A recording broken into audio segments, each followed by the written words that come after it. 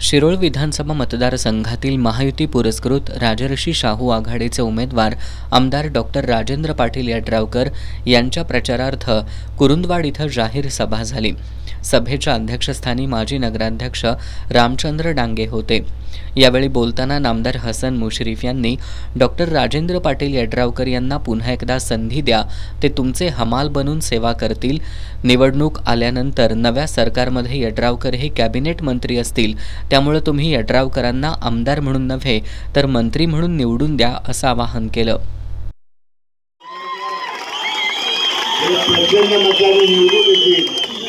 ही सांगण्यासाठी आता कुठल्याही ज्योतिषीची आवश्यकता नाही।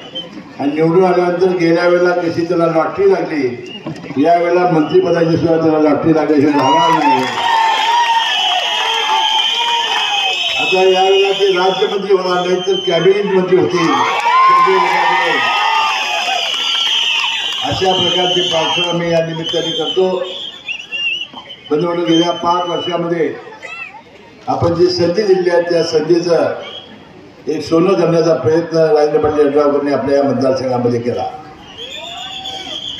अनेक वर्षामध्ये आपल्या विभागातील विविध विकास कामांच्या लोकार्पणाच्या निमित्ताने, उद्घाटनाच्या निमित्ताने यड्रावकरांच्या बरोबर मी आलो आणि जेव्हा आता तरी भाषणात सांगितलं की 1900 कोटीचा निधी गेल्या 5 वर्षात या मतदारसंघात त्यांनी आणला। गावागावाला जोडणारे रस्ते असतील, अंतर्गत रस्ते असतील, देवालयाचा जीर्णोद्धार असेल, सामाजिक सभागृह असतील, वाचनालय, व्यायामशाळा, दलित समाजात सुधारणा, एवढं प्रचंड काम जलजीवन योजना, इतका प्रचंड निधी त्यांनी खेचून आणलेला आहे। यावेळी बोलताना आमदार राजेंद्र पाटील यड्रावकर यांनी गेल्या 5 वर्षात तालुक्यातील 376 किलोमीटरचे पाणंद रस्ते केले असून क्षारपड जमीन सुधारण्यासाठी 34 गावांचा समावेश करण्यात आला असल्याचं सांगितलं।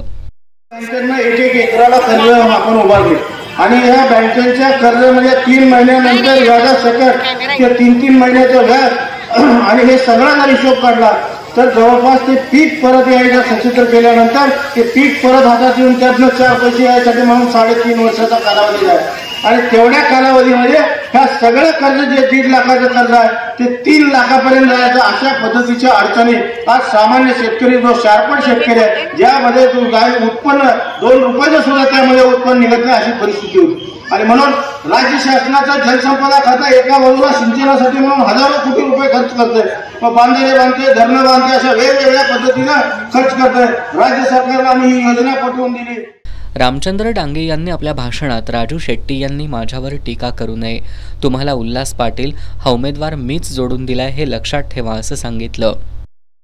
तुम्ही संपलाय आता तुम्ही ज्यादा बोलणार, कारखानदाराबद्दल काहीतरी बोलायचं, गटाचे तुडवतो, ही भाषा आता तुमची संपलेली आहे। आणि तुम्ही आता तुमच्या उमेदवाराची झेपाटी सांभाळायची तेवढी व्यवस्था करा, एवढं तुम्हाला सांगतोय। या ठिकाणी तुमचं झेपाटी सुद्धा राहणार नाही आणि दुसऱ्यावर चितोडे उडवून आमच्यासारख्या माणसाने रागाच्या भरात काहीतरी बोलावं आणि त्याला विपरीत करून तुम्ही जर खोटा प्रचार करायसाठी जर आमचा उपयोग करत असाल तर ते कदापि शक्य होणार नाही। आता या ठिकाणी माझ्या एवढ्या मोठ्या मुंबईने करून माझ्या भगिनी या ठिकाणी मुश्रीफ आहेत, जवळजवळ 99% लोक या माझ्या नगरीचे लोक आहेत। मी या ठिकाणी माझ्या इलेक्शन झाल्यानंतर पुढची इलेक्शन नगरपालिकेची असणार आहे मित्रांनो, त्यासाठी माझ्या या नगरसेवकांना, भावी नगरसेवकांना, माजी नगरसेवकांना, आजी नगरसेवकांना आणि ज्या इच्छुक असणाऱ्या नगरसेवकांना माझी कळकळीची विनंती असेल, ज्या बूथवर तुमचे मतदान पेटी ज्यादा दिसेल त्या उमेदवारा त्या नगरसेवकाचा त्या भागात विचार करता येईल। आमचं यड्रावकर साहेबांचं ठरलेलं आहे। यावेळी शिरोळचे माजी नगराध्यक्ष अमरसिंह पाटील, कुरुंदवाडच्या माजी नगराध्यक्षा मनीषा डांगे, जयसिंगपूरच्या माजी नगराध्यक्षा त्रिशला पाटील, दशरथ काळे, विजय भोजे, भालचंद्र कागले, चंद्रकांत मोरे, रामचंद्र मोहिते, मल्लाप्पा चौगुले, चंद्रकांत जोंग, बबन यादव यांची भाषणं झाली। यावेळी दीपक गायकवाड, सतीश मलमे, जवाहर पाटील, फारुख जमादार, दादेपाशा पटेल, दादासो पाटील, विद्याधर कुलकर्णी, अक्षय आलासे, सुनील कुरुंदवाडे, किरण जोंग आदी उपस्थित होते।